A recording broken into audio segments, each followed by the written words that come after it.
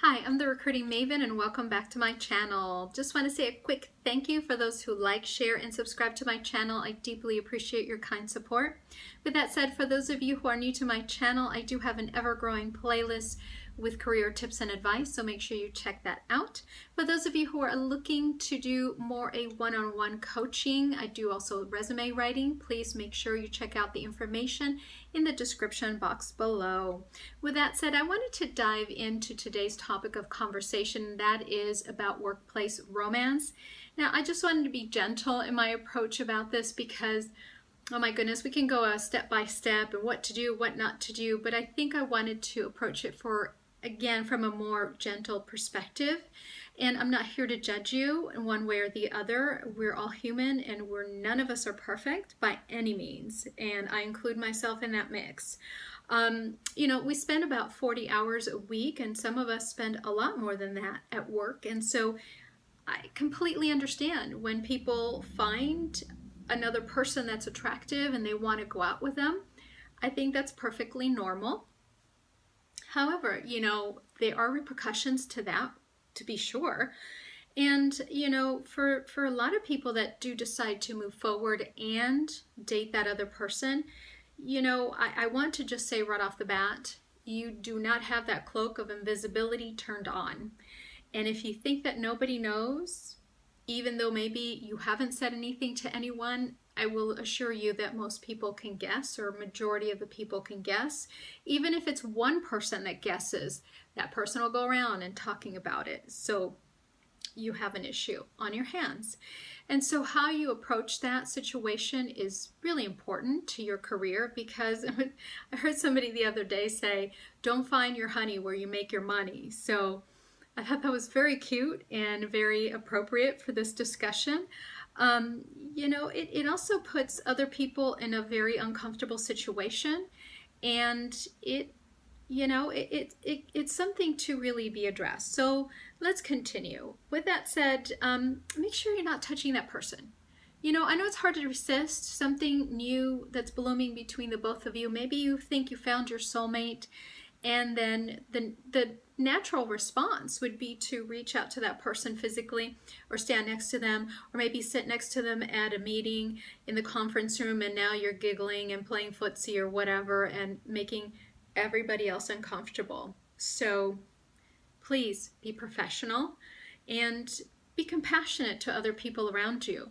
The other thing I wanted to touch on is make sure that you understand that if you decide to move forward, and again, you don't have that cloak of invisibility on, trust me, you don't, that you're prepared, and that very well some people are going to talk badly about you no matter what, and some people are going to talk positively about you and with you and to you, but be prepared, have thick skin about it, and it's going to be what it's going to be. The other thing I wanted to discuss is really a little bit more, and again, it's not judging you in any shape, way, or form, but it's making sure that you're doing the right things. And by that, I mean that you understand company policy in regards to how the company feels about people dating one another. Now, I some time ago, I had two people dating, and they actually got married, and they're still together and it's a wonderful relationship. However, one of them did have to leave the company.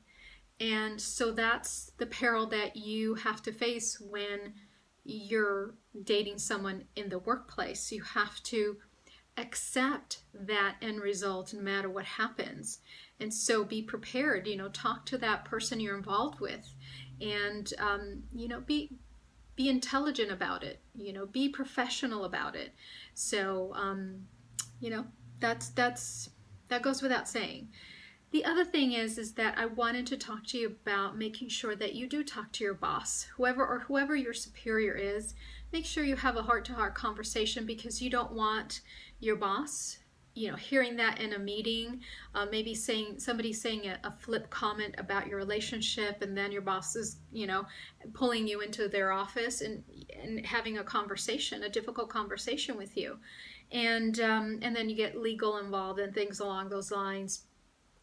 Just try to make sure that you understand and bypass all those heartaches, because you know, it just act smartly, be emotionally intelligent in this situation if that's truly someone that you want to pursue on a very serious level. If it's a fling or things like that, I don't know, Lord help you, if it's okay to say. I have seen some doozies, and I gotta tell you, on a personal level, on a personal professional level, I have seen people that thought that they had the cloak of invisibility about the relationship, and every time I'd walk into the room, they would be physically very close to one another, and as soon as I walked in, there would be like one person would take a pace or two back from the other, and I thought that was really funny. Or they would have these conversations trying to hide from everyone else, and I thought that was really funny. And again, it is blatantly obvious, so make sure you're following protocol. I had to share that with you because I thought that was funny. Now, on a more serious note, you know, when your boss is having a relationship possibly with somebody who is a subordinate, that can definitely get tricky. It has certainly made me uncomfortable in the past, having been in that situation, and you know, it lends itself to a lot of things. Some good, a lot of bad. One person made the mistake of giving their assistant their phone and access to the phone, and for business reasons, and all of a sudden there was all this personal stuff that kept arising. And you know, let's be honest, you know, that assistant would share that information, and it wasn't, I'm not making judgment calls on anybody for, you know, all the obvious reasons, but I'm just saying, you know, as a boss, be careful with your devices and how you're approaching that discretion point that I made earlier. So again, check company policy. I can't stress that enough. The other thing, and my last topic, or my last point that I wanted to discuss with you today really was, you know, again, I know that you're very enamored with this person and you want to probably spend a lot of time with this person, and you know, perhaps you get assigned to a project together, or you want to be assigned to a project together, perhaps you want to go to a conference together. Again, be considerate to the people around you. Make sure that you're being compassionate to them. Maybe you're making them uncomfortable. So be thoughtful in that manner, and keep your distance to that person that you now are so much in love with. And you know, keep your hands to yourself at all times. I have seen some doozies. Somebody, yeah, getting a little bit too fresh with the other person when they didn't think anyone else was looking, and oh my goodness, that was not a treat. Not a treat. It was very uncomfortable, not only to myself, but everyone in the room. So, you know, make sure, stay professional, stay classy, okay? With that said, I so appreciate your time, always watching, sharing, and liking my videos. I deeply appreciate your support. For those of you who are interested in more one-on-one career coaching and resume writing, please make sure you check out my information in the description box below.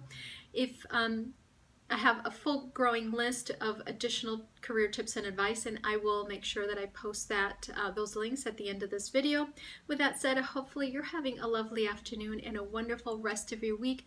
Take care, and I will see you in my next video.